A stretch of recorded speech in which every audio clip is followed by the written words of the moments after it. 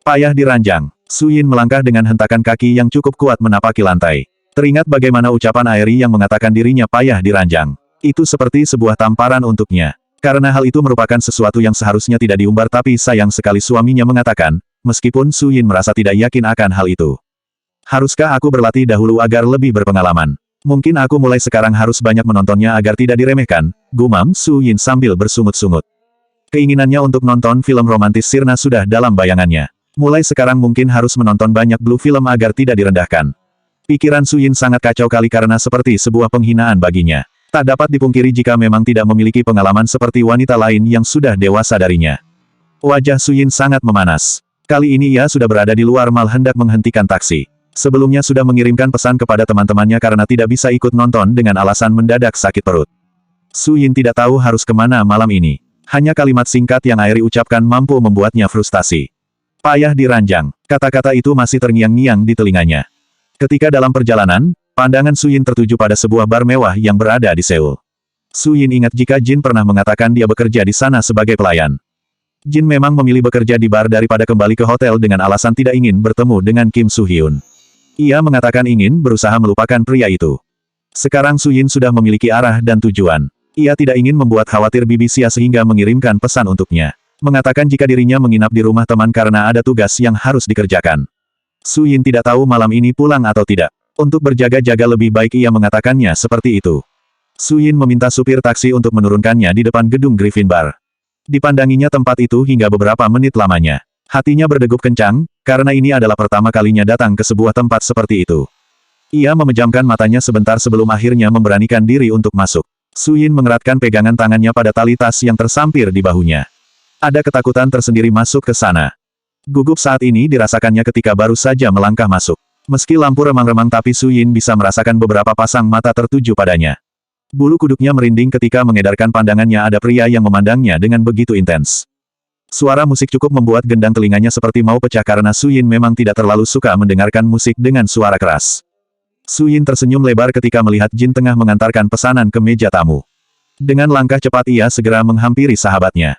Meski bekerja di bar tapi pakaian Jin masih bisa dibilang sopan. Ia tidak memakai pakaian seksi seperti yang lainnya. Lagi pula pekerjaannya di sana hanyalah sebagai pelayan biasa bukan pelayan plus-plus yang biasa melayani pria hidung belang. Hai, Jin, sapa Su Yin. Namun sepertinya Jin tak mendengarnya, karena terhalang oleh suara musik disko yang cukup memekakan telinganya.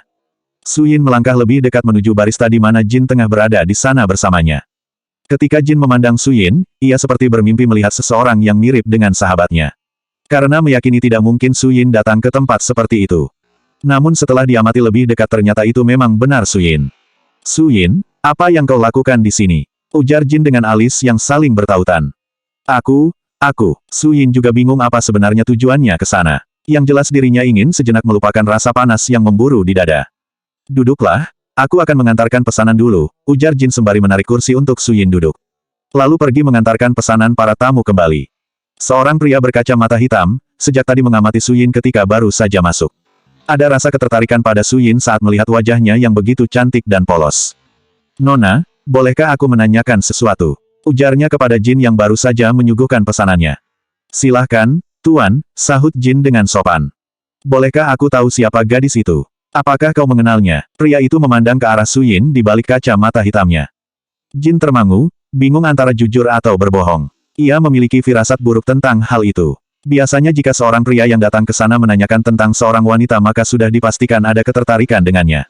Dia adalah temanku, Tuan. Namun dia bukan pelayan atau pekerja di bar ini. Dia datang kemari hanyalah sebagai tamu, terang Jin. Sebelum terjadi kesalahpahaman maka sebaiknya menjelaskan semuanya. Pria itu mengangguk kemudian menyuruh Jin untuk pergi. Jin melangkahkan kakinya dengan cepat untuk menghampiri Su Yin. Sebelum mendapatkan masalah besar sebaiknya membawa keluar Su Yin dari bar. Su Yin, katakan apa sebenarnya tujuanmu ke tempat ini? Tidak usah macam-macam. Bagaimana jika suamimu tahu? Dia pasti akan marah besar, celoteh Jin panjang lebar, secara halus ingin mengusir sahabatnya dari tempat itu. Aku hanya ingin minum sedikit. Antarkan aku ke kamar khusus karena aku ingin menyewanya, tukas Su Yin yang sudah menghabiskan 1 gelas wine. Tampak gelas yang ada di tangannya sudah kosong. Su Yin, ada apa denganmu? Cepat berikan ponselmu biarkan aku menghubungi Tuan Daehyun. Jin menengadahkan tangannya meminta ponsel. Jin, tidak usah mengadu kepadanya. Dia saat ini sedang pergi jalan-jalan dengan Aeri. Cepatlah tunjukkan aku kamarnya, tukas Suyin yang sudah tidak sabar. Niatnya untuk menonton Blue Film demi mencari referensi ingin segera tersalurkan. Ya sudah, cepat ikut aku, ajak Jin sembari menarik pergelangan tangan Suyin agar mereka cepat pergi. Karena pandangan pria yang tadi menanyakan Suyin sejak tadi tidak teralihkan. Jin membawa Suyin ke dalam sebuah kamar yang biasanya dipesan oleh para pengunjung bersama pasangannya. Di sana bisa untuk karaoke dan bisa untuk menonton Blue Film juga. Tetaplah di sini, tutup pintunya dari dalam. Aku tidak ingin terjadi sesuatu padamu, saran Jin dengan ekspresi datar. Bukan tidak senang bertemu Suyin, tapi mereka bertemu di saat yang tidak tepat. Tenanglah, aku di sini hanya ingin sekedar numpang nonton saja, sahut Suyin dengan enteng. Jin, bawakan aku wine, imbu Suyin seraya meringis karena tidak mengatakannya sejak tadi. Tidak, aku tidak mau kau mabuk. Jika ada masalah sebaiknya jangan dibiasakan mabuk, tukas Jin dengan tegas. Aku mohon sedikit saja, rengek Suyin sambil memegang lengan Jin. Kenapa kau tidak menonton di rumah saja? Ujar Jin. Tidak seru, sahut Suyin seraya menghempaskan tubuhnya di sofa empuk. Jin menggelengkan kepalanya menanggapi kelakuan sahabatnya kali ini. Ia mencurigai ada kesalahpahaman yang terjadi di antara dia dan suaminya. Suyin sering mengambil keputusan yang salah karena selalu tergesa-gesa. Sebentar lagi jadwal kerjaku selesai. Setelah ini aku akan menemanimu, ujar Jin. Kemudian bergegas pergi meninggalkan Suyin. Bab 372 Pria Maskulin. Suyin terus menggonta-ganti video yang diputarnya hingga merasa mulai bosan. Jika dilihat hanya itu-itu saja tidak ada yang menarik. Namun ucapan Aeri sangat mengusik sehingga membuat pikirannya tidak terkendali. Satu botol wine kini sudah hampir habis olehnya. Meminumnya langsung dari botol tanpa menggunakan gelas. Ternyata kadar alkoholnya lebih tinggi daripada alkohol yang biasanya diminum, kepalanya kini juga merasa pusing. Jin yang mengatakan akan segera datang dan menemaninya minum. Nyatanya sampai sekarang belum nampak batang hidungnya. Membosankan, gerutu Suyin yang sudah muak karena menonton adegan yang sama. Berulang kali menontonnya justru membuatnya merasa jijik. Suyin lantas menggantinya dengan musik untuk karaoke meskipun dengan sempoyongan. Ia mulai menyanyi dengan nada tidak jelas dan melantur. Sesekali ia kembali memeriksa ponselnya barangkali ada pesan atau panggilan tidak terjawab dari suaminya namun sayang sekali kosong. Suyin merasa Daehyun sudah tidak peduli lagi dengannya. Bibir Suyin tertarik ke atas sedikit. Ternyata kau benar-benar melupakanku. Suyin mendengus dengan kepala yang sudah berputar-putar hingga akhirnya ambruk ke sofa kembali. Ceklek, Jin baru saja datang karena baru saja menyelesaikan pekerjaannya. Di luar semakin ramai sehingga Jin membantu yang lain terlebih dahulu. Ia kemudian menghampiri sahabatnya yang sudah sangat berantakan. Bau wine menusuk indera penciumannya. Meski Jin bekerja di bar tapi ia tidak mau mencicipinya meski sedikit. Suyin, ayo kita pulang. Ini sudah larut, aku khawatir Daehyun mencarimu, ajak Jin yang sudah duduk di sampingnya. Lihatlah, dia bahkan tidak menghubungiku. Suyin menunjukkan layar ponselnya kepada Jin. Jin memijat pelipisnya karena ia menduga jika Suyin sangat frustasi sehingga berbuat seperti itu. Suyin kembali menghabiskan satu botol wine yang isinya setengah hingga tidak tersisa. Meski Jin sudah melarangnya tapi Suyin sama sekali tidak memperdulikannya. Ini sudah larut malam, sehingga Jin sangat bingung bagaimana caranya pulang karena tidak akan ada taksi yang lewat. Kau sungguh tega, aku membencimu, kau bilang hanya aku yang hanya di hatimu tapi kau justru melakukannya bersama orang lain juga. Daehyun, kau keterlaluan, racau Suyin tidak jelas. Ternyata benar dugaannya sejak awal jika Daehyun adalah seorang buaya yang menjelma menjadi manusia. Jin hanya memijat pelipisnya ketika mendengarkan ocehan Suyin. Masih belum percaya jika Daehyun adalah seseorang yang seperti itu. Mereka pasti baru saja bertengkar sehingga terjadi kesalahpahaman. Dipandanginya Suyin dengan wajah masam. Karena Jin tidak tahu bagaimana cara menghibur sahabatnya yang sedang kacau. Jin akhirnya memutuskan keluar, untuk mencari taksi atau apapun yang bisa mengantarkan mereka pulang karena tidak ingin mengambil resiko yang besar jika terus berada di sana. Ia khawatir jika Daehyun mencarinya saat ini. Pria berkaca mata hitam itu terus mengamati langkah Jin yang bolak-balik keluar masuk sampai beberapa kali. Wajahnya tampak panik kali ini. Ada apa, Paman? Tanya seorang pria muda yang di sampingnya. Jisang, bisakah kau tanyakan apa yang sebenarnya terjadi kepada gadis itu? Pria berkacamata itu menunjuk di mana Jin berdiri. Katakan apakah kau tertarik kepadanya? Ujar Jisang kepada saudaranya yang baru saja tiba di Korea. Namanya Gongyo yang merupakan adik dari ibunya. Tubuhnya tinggi dan tegap, sangat diidamkan oleh para wanita yang melihatnya. Tidak, aku hanya khawatir terjadi sesuatu pada temannya sehingga ia terlihat begitu panik. Tukas Gongyo, lalu melepas kacamata hitam yang bertengger di hidungnya. Tidak berapa lama kemudian Jin keluar dari kamar sambil memapah tubuh Suyin yang sudah mabuk berat. Ia tampak kesulitan karena Suyin menyandarkan kepalanya di bahu. Jisang mengikuti pandangan Gongyo yang sejak tadi tertuju pada Jin. Ia mengucek kedua bola matanya ketika melihat seperti seseorang yang dikenalnya meskipun wajahnya tertutup rambut yang berantakan. Su Yin, gumam Jisang seraya terbelalak lebar setelah menyadari jika yang dilihatnya memanglah Su Yin. Sungguh tidak bisa dipercaya jika Su Yin datang ke tempat itu. Tadi Hyorin padahal mengatakan jika mereka sedang menonton di bioskop. Kau mengenalnya, tukas Gong Yo sambil mengerutkan keningnya. Aku tidak terlalu mengenalnya tapi kami berada dalam satu kampus yang sama, sahut Jisang. Brooke, Jin dan Su Yin terjatuh ke lantai secara bersamaan karena Jin tak mampu menopang berat tubuh Su Yin. Su Yin, bangunlah. Jin menepuk pipi sahabatnya agar bangun karena kesulitan membawanya keluar dari tempat itu. Butuh bantuan. Gong Yo tidak tega melihat Su Yin yang sepertinya sudah tidak sadarkan diri karena terlalu banyak minum. Sehingga ia menawarkan diri, berniat ingin membantu. Tuan, Jin menggigit bibir bawahnya, karena ia tidak terlalu mempercayai setiap pria yang datang ke bar. Mereka selalu memiliki maksud terselubung di baliknya. Tanpa mendengarkan jawaban dari Jin, pria itu lantas membopong tubuh Su Yin. Jika kalian ingin pulang, biarkan aku mengantarkan kalian, imbuh Gong Yo lalu melangkahkan kakinya keluar. Jisang dan Jin mengikuti langkahnya di belakang. Jin hendak menolak bantuannya tapi tidak dapat dipungkiri jika dia sangat kesulitan. Di bawah kesadarannya, Su Yin bisa mencium aroma tubuh maskulin Gong Yo. Membuatnya penasaran sehingga perlahan membuka matanya sedikit. Samar-samar ia melihat jika pria itu adalah Daehyun sehingga mengeratkan rangkulannya di leher Ging Yo. Akhirnya kau datang juga, kupikir kau masih bersenang-senang bersama Airi dan melupakanku, gumam Su Yin di bawah kesadarannya yang perlahan hilang karena sudah bercampur dengan rasa kantuk. Jin sudah berada di luar ketika seseorang yang memanggilnya dan mengatakan jika malam ini harus lembur. Mereka kewalahan melayani tamu karena ada beberapa pelayan yang izin tidak datang. Jin saat ini mencemaskan Su Yin, tak mungkin membiarkannya bersama orang asing. Terlebih lagi mereka baru saja bertemu. Ikutlah, biarkan aku mengantarkan kalian, ujar Gong Yo pada Jin yang justru diam saja di tempatnya. Sebenarnya aku belum boleh pulang karena harus lembur, ucap Jin sembari menghela nafas panjang. Kalau begitu biarkan aku mengantarnya. Katakan saja di mana alamatnya, ucap Gong Yo. Tapi, Jin semakin kebingungan saat ini karena tidak mungkin memberitahukan alamat Su Yin yang sebenarnya. Tenanglah, saudaraku tidak mungkin berbuat macam-macam kepada Su Yin, ujar Jisang yang bisa membaca kekhawatiran Jin. Kau mengenalnya, Jin menautkan kedua alisnya. Kami berada satu kampus dan beberapa kali bertemu, sahut Jisang. Bisakah aku meminta nomor kajian? Ujar Jin untuk berjaga-jaga. Jisang segera memberikan nomor Gong Yo dan nomornya untuk meyakinkan Jin jika mereka adalah orang baik. Jin, cepatlah masuk, seru seorang gadis dari pintu masuk bar. Tuan, aku mohon bawa sahabatku bersama denganmu terlebih dahulu. Namun aku mohon jaga dia baik-baik, pinta Jin. Tidak ada waktu lagi sehingga Jin bergegas kembali ke dalam. Gong Yo menghela nafas panjang. Kemana harus membawa Su Yin pulang malam ini? Tak mungkin membawanya pulang ke rumah bibinya. Bab 373 Suara Seorang Pria. Gong Yo membawa pulang Su Yin ke apartemennya karena tidak mungkin membawanya ke rumah Jisang. Semua penghuni rumah akan heboh dengannya yang membawa seorang gadis pulang. Pertanyaan, kapan menikah, pasti akan terdengar kembali. Gong Yo membopong tubuh Su Yin dari dalam mobil sampai ke dalam apartemennya. Untunglah tubuhnya kecil sehingga tidak menyusahkannya. Lalu membaringkannya di atas ranjang. Ketika pertama kali melihatnya, Gong Yo merasa ada ketertarikan dengan Su Yin. Ada perasaan yang menggebu di dadanya ketika melihat wajahnya yang tampak begitu polos. Gong Yo menutupi tubuh Su Yin dengan selimut dan memilih pergi ke kamar mandi. Tak ingin membiarkan pikiran liarnya menjelajah gadis yang sedang terlelap. Tak bisa dipungkiri jika Su Yin itu sangat menarik. Beberapa saat kemudian, Su Yin berguling ke sana dan kemari ketika perutnya terasa sangat tidak enak. Ada dorongan untuk ingin segera dikeluarkan dari dalam perutnya. Ia mencoba untuk duduk bersandar di sisi ranjang karena kepalanya terasa berputar-putar. Gong Yo baru saja berganti pakaian. Ia cukup terkejut melihat Su Yin yang seperti hendak muntah. Dengan sigap ingin menuntunnya ke kamar mandi.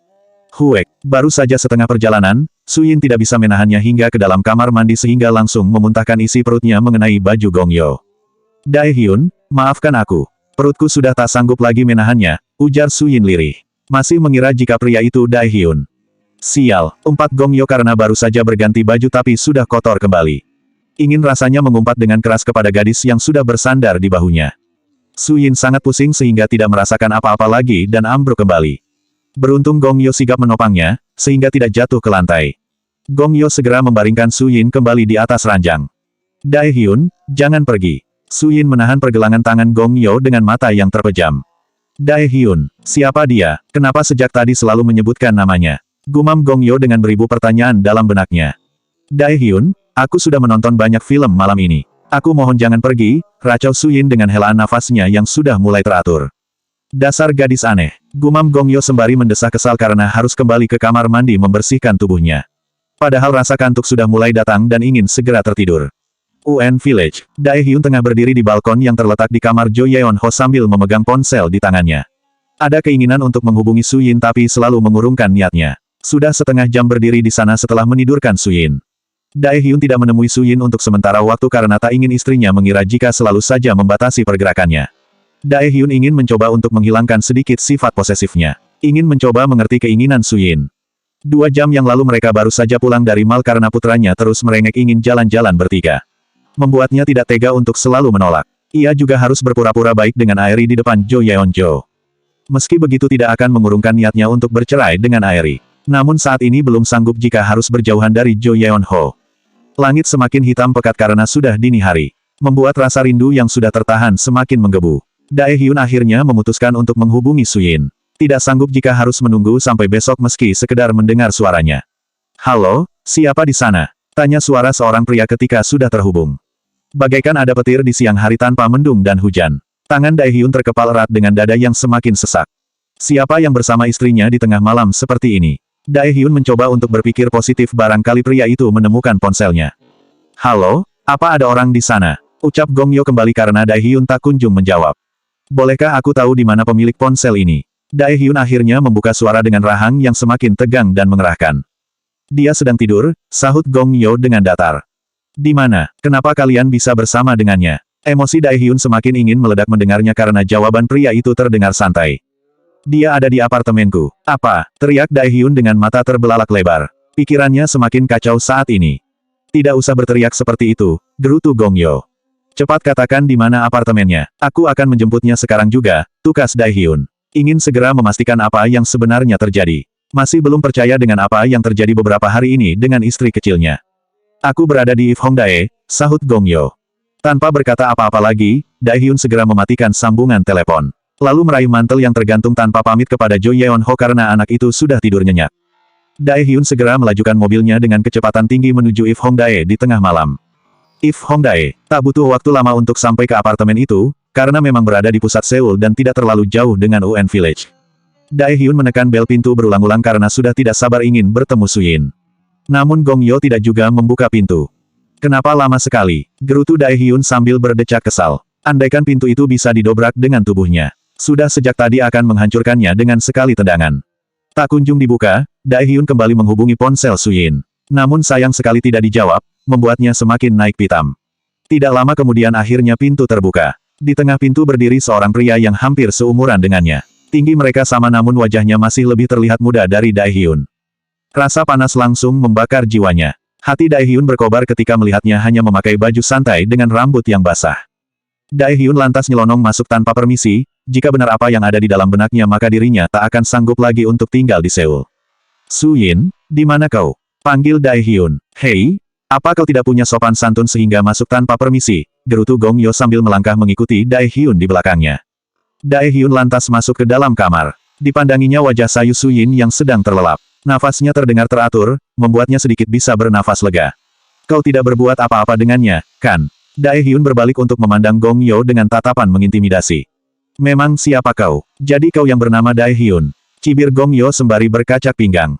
Dae Hyun tidak menjawab pertanyaan Gong Yo, ia lantas membopong tubuh Su Yin tanpa meminta izin. Hei, mau dibawa kemana dia? Gong Yo tampak emosi karena Dae Hyun hendak membawanya. Tentu saja pulang. Kau pikir aku akan membiarkannya berada di sini bersama pria sepertimu, ucap Dae Hyun. Kemudian melenggang pergi meninggalkan apartemen. Siapa dia sebenarnya? Gumam Gong Yo dengan penasaran. Menyesal tadi sudah memberikan alamatnya kepada pria itu. Bab 374 sangat agresif. Villa Pyeongchangdong. Begitu masuk, mereka langsung disambut Bibi Xia yang tampak terkejut melihat Dae Hyun yang membopong tubuh Su Yin. Tuan, apa yang terjadi dengan nona muda? Ujarnya dengan perasaan cemas. Dia sepertinya mabuk berat, Bibi, sahut Dae Hyun sambil melangkah melewati ruang tamu. Saya pikir nona benar-benar menginap di rumah temannya karena sedang mengerjakan tugas. Bibi Xia menghela nafas berat. Tidak apa-apa, ini bukan salah Bibi. Dae Hyun tidak ingin menyalahkan siapapun karena mungkin ini adalah salahnya. Bibi Xia lantas menceritakan sedikit bagaimana sikap Su Yin beberapa hari ini yang tampak sangat murung. Mengatakan jika Dae Hyun tidak lagi peduli padanya. Bibi Xia hanya mengikuti Dae Hyun sampai depan pintu kamar. Pria itu tidak menginginkannya membantu membersihkan tubuh Su Yin karena akan melakukannya sendiri. Dae Hyun mulai menggantikan pakaian Su Yin dengan yang bersih karena aroma wine cukup menusuk hidungnya. Setelah itu membasuh tangannya yang terasa lengket dengan handuk kecil. Tak disangka keinginannya untuk membuat Su Yin merasa nyaman justru berakhir seperti ini. Dae Hyun mengusap wajah Su Yin pelan karena takut jika membangunkannya. Pedih, teramat perih melihat gadis yang begitu dicintainya berbuat nekat. Beruntunglah pria yang membawanya pulang tidak berbuat sesuatu kepadanya. Jika sampai bertemu orang yang salah sudah bisa dipastikan Su Yin tidak akan baik-baik saja saat ini. Sayang, kenapa kau selalu bertindak ceroboh? Gumam Dae Hyun lirih sambil memandangnya dengan masam. Setelah selesai Dae Hyun hanya berbaring tanpa memejamkan mata di samping Su Yin hingga pagi. Rasa kantuk seakan tak ingin hadir di matanya. Sejak semalam Dae Hyun hanya memandang wajah Su Yin yang baru beberapa hari tidak dilihatnya. Biasanya Dae Hyun akan melihatnya secara diam-diam meski mereka tidak bertemu. Namun kemarin memang tidak melakukannya karena sibuk. Ada sedikit masalah yang terjadi di hotel. Kontraktor yang akan membangun gedung mendadak mengundurkan diri padahal semuanya sudah dipersiapkan. Terpaksa Dae Hyun harus bekerja keras untuk mencari kontraktor baru yang sesuai. Kim Soo Hyun belum bisa juga diandalkan. Malah memikirkan ingin segera melamar Su Yin. Su Yin semakin merapatkan tubuhnya memeluk Dae Hyun. Matanya masih terpejam karena kepalanya masih agak pusing. Sayang, bangunlah, bisik Dae Hyun dengan lembut sambil menyingkirkan anak rambut yang menutupi wajahnya. Hari sudah siang, Dae Hyun tidak ingin jika Su Yin sampai kelaparan. Takut lambungnya kambuh seperti kemarin. Bisikan itu terdengar begitu merdu di telinga Su Yin sehingga membuatnya berpikir jika itu adalah mimpi manisnya. Su Yin tidak ingin bangun jika itu adalah sebuah mimpi. Sayang, panggil Dae Hyun kembali. Ujar Su Yin. Malah semakin mengeratkan pelukannya. Ayo bangun, jangan sampai kau terlambat makan seperti kemarin. Aku tidak ingin kau sakit, ujar Dae Hyun. Apakah ini benar-benar dirimu? Apakah aku tidak bermimpi jika yang menjemputku semalam di bar adalah kau? Ucap Su Yin perlahan membuka matanya. Dae Hyun menghela nafas berat mengetahui jika semalam Su Yin ternyata ke bar dan pria itu yang membawanya pulang. Payah diranjang. Kalimat itu kembali terngiang dalam benaknya, sehingga Su Yin melebarkan matanya. Menggeser tubuhnya mendekati wajah Dae Hyun. Diusapnya dagu pria itu yang ditumbuhi bulu-bulu halus. Su Yin menempelkan bibirnya ke bibir Dae Hyun. Lalu melumatnya dengan begitu agresif dan menggebu. Akan ia buktikan jika dirinya tidak payah diranjang. Akan ia mempraktekkan apapun yang ditontonnya semalam. Dae Hyun cukup terkejut dengan tingkah Dae Hyun saat ini yang sangat berbeda dari biasanya. Ini bukanlah Su Yin yang biasa ia kenal. Su Yin biasanya akan malu-malu. Dengan gerakan cepat kini Su Yin sudah berada di atas Dae Hyun. Hasratnya semakin bergelora tatkala mengingat setiap adegan film yang ditontonnya. Kancing baju Dae Hyun satu persatu sudah dilepaskan olehnya. Ketika hendak meraih resleting celana, Dae Hyun segera menahan tangannya. Ia merasa kali ini ada yang salah dengan Su Yin. Ada apa? Ujar Su Yin dengan bibir cemberut dan mata yang sayu. Katakan apa yang sebenarnya terjadi padamu. Kenapa kau seperti ini? Bukannya Dae Hyun tidak menginginkannya tapi sepertinya memang ada yang salah dengan istri kecilnya. Bukankah kau suka wanita yang berpengalaman? Semalam aku sudah menonton banyak video, sehingga dipastikan kau akan sangat puas, ucap Su Yin sambil mengerling nakal di bawah kesadarannya yang belum pulih. Apa maksudmu? Dae Hyun semakin tidak mengerti dengan ucapan Su Yin. Dicekalnya pergelangan Su Yin yang hendak kembali mengusap perutnya.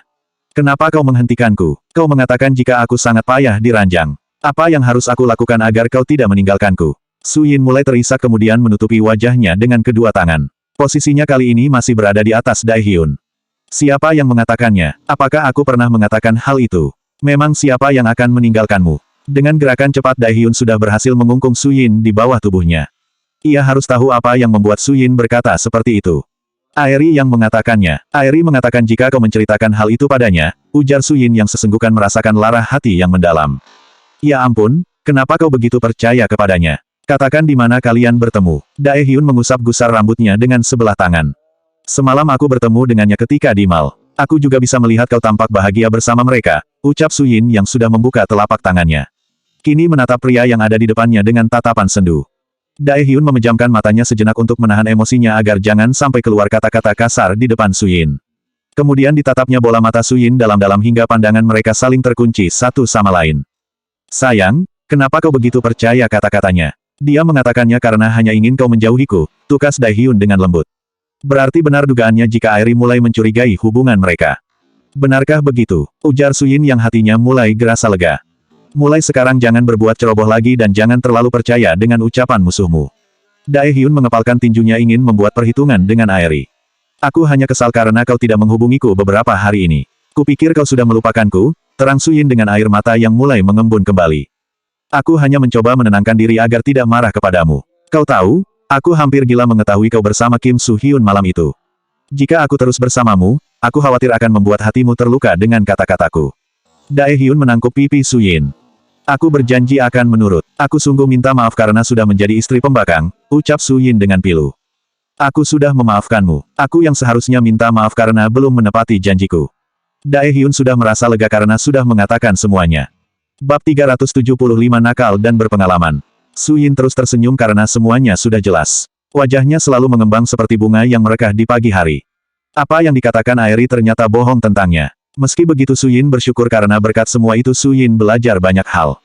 Rasa cintanya kepada Dae Hyun semakin besar. Rasa rindu yang menggebu-gebu kini sudah tersalurkan. Sejak tadi Suyin terus memeluk tubuh Dae Hyun, enggan untuk melepaskannya. Dae Hyun juga tidak membahas pria yang sudah membawa Suyin pulang. Biarlah Suyin mengira jika dirinya yang menjemput. Sayang, sekarang sebaiknya kita mandi. Ini sudah siang, kau harus makan, ujar Dae Hyun sembari mengusap lembut punggung Suyin. Tidak mau, aku ingin memakanmu terlebih dahulu, ucap Suyin sambil mengerucutkan bibirnya. Dae Hyun mengulum senyum mendengar penuturan Suyin, sekarang tidak malu-malu untuk mengatakannya. Haruskah ia berterima kasih pada Airi? Nanti kita akan melakukannya seberapa lama yang kau inginkan. Sekarang isi energimu sebelum bertempur. Dae Hyun mengerling nakal sembari terkekeh. Katakan kau ingin gaya seperti apa? Suyin tersenyum nakal sembari membayangkan film yang berputar ulang dalam pikirannya. Aku menginginkan semua gaya yang kau punya. Sekarang mandi dan makan terlebih dahulu. Dae Hyun mencubit hidung Suyin karena semakin mengeratkan pelukannya. Ternyata gadis kecilnya sudah nakal dan berpengalaman. Dering ponsel mengalihkan perhatian mereka. Itu adalah panggilan yang berasal dari ponsel Suyin. Ada nama Jin yang tertera di layar ponsel. Dae Hyun mengulurkan tangan untuk meraihnya lalu memberikannya kepada Suyin. Halo Jin, ada apa? Ucap Suyin. Ia masih mengingat bertemu Jin di bar, sebelum akhirnya mabuk dan mengira pulang bersama Dae Hyun. Suyin, di mana kau berada? Biarkan aku menjemputmu sekarang juga, tukas Jin. Ia baru saja mengingat Suyin bersama pria asing setelah bangun tidur. Apa maksudku? Aku sudah ada di rumah, ujar Suyin dengan raut wajah bingung. Benarkah? Lalu siapa yang mengantarkanmu pulang? Apa pria itu mengantarmu? Bukankah semalam Dae Hyun menjemputku? Kau ini bagaimana? Suyin menggelengkan kepalanya pelan. Sepertinya semalam Jin ikut mabuk sehingga berpikiran yang tidak-tidak. Sini biarkan aku berbicara kepada Jin, pinta Dae Hyun untuk mengambil alih sebelum Jin berkata yang sebenarnya. Dae Hyun hanya takut Suyin merasa tidak enak hati karena ada pria lain yang menyentuhnya. Suyin lantas memberikan ponsel kepada sang suami. Mang sengaja menghidupkan loudspeaker agar tak ada rahasia apapun di antara mereka. Jin, jika Suyin ke bar kembali sebaiknya kau segera menghubungiku, tukas Dae Hyun. Baik, Tuan. Lain kali aku akan melakukannya, ucap Jin dengan terbata. Berhubung Suyin tengah berbincang dengan Jin, Dae Hyun turun dari ranjang lalu membersihkan tubuhnya di kamar mandi terlebih dahulu. Meski hasratnya kian membara, tapi Dae Hyun tidak ingin melakukan kesalahan kembali, menyatukan cinta mereka sebelum Suyin makan. Hari ini adalah spesial untuk Suyin sehingga Dae Hyun mematikan sambungan telepon. Ia akan menemani Suyin seharian penuh berada di rumah atau kemanapun yang dia inginkan. Selagi bersama semuanya akan baik-baik saja. Mereka saat ini sedang menikmati hidangan yang sudah dimasak oleh Bibi Xia. Padahal tadinya Dae Hyun ingin sekali menyiapkan makanan untuk istri kecilnya, tapi Suyin justru tidak memperbolehkannya turun dari ranjang. Bibi Xia yang berada di dapur, merasa senang karena mereka sudah berbaikan. Setelah selesai makan mereka hanya bersantai tanpa melakukan apapun. Sayang, kau tidak pergi ke hotel hari ini? Tanya Suyin sembari bergelayut manja duduk di sofa, memakai bahu Dae Hyun sebagai sandaran kepalanya. Haruskah aku memikirkan pekerjaan di saat bersamamu? Dae Hyun menempelkan dahunya di puncak kepala Suyin. Aku hanya takut jika Airi mencarimu. Jika kau tidak ada di hotel pasti dia semakin mencurigai kalau kita sedang bersama. Biarkan saja, itu akan sangat bagus jika mereka mengetahui semuanya, tukas Dae Hyun dengan santai. Kapan kalian akan bercerai? Bukan Suyin tidak sabar tapi hanya sekedar ingin tahu. Setelah Yeon Ho kembali mempercayaiku, cepatnya aku akan mengurus semuanya, sahut Dae Hyun sembari memikirkan cara agar bisa dengan mudah bercerai dari Airi. Selalu saja ada hal yang menghalanginya. Apa kau tidak bisa melepaskan Yeon Ho? Terkadang hidup hanya bisa memilih satu, tukas Suyin sembari mendesah panjang. Dae Hyun menunduk memandangi Suyin berusaha mencerna maksud apa yang diucapkannya. Mungkin dia lelah karena menjalani hubungan seperti ini, batin Dae Hyun sembari tersenyum hampa. Dirinya juga sudah lelah karena selalu harus sembunyi-sembunyi. Ia tahu jika Suyin sudah banyak berkorban selama mereka bersama. Aku akan mencoba untuk menerima jika Yeon Ho memang harus tinggal bersama Airi. Dae Hyun mengeratkan pelukannya. Namun jika ia melepaskan Jo Yeon-ho, ibunya akan sangat menentangnya. Su Yin tidak bisa membohongi diri sendiri jika menginginkan seperti orang lain. Mereka bebas bergandengan tangan dimanapun tanpa ada rasa takut ketahuan.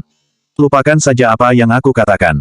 Aku bisa mengerti jika kau pasti sangat sulit melakukannya. Su Yin menyesal sudah mengatakannya. Seharusnya tidak perlu mengatakan hal itu karena Dae Hyun pasti akan memikirkan tentang ucapannya. Hari ini ayo kita pergi jalan-jalan. Bukankah sudah lama kita tidak pergi? Ajak Dae Hyun untuk mengalihkan pembicaraan. Aku ingin di sini saja. Bersamamu seperti ini sudah membuatku lebih senang. Jika di luar aku selalu tidak tenang karena tidak bisa sedekat ini, tukas Su Yin. Tangannya memegang tengkuk Dae Hyun lalu mencium pipinya. Dae Hyun tersenyum sambil mengacak-acak rambut Su Yin. Apa kau ingat Hyorin? Su Yin mengadahkan wajahnya. Dae Hyun menganggukkan kepalanya. Dia sangat aneh sekarang. Beberapa hari ini dia begitu baik kepadaku. Padahal sebelumnya dia bersama Lisa sering mengejekku, tukas Su Yin.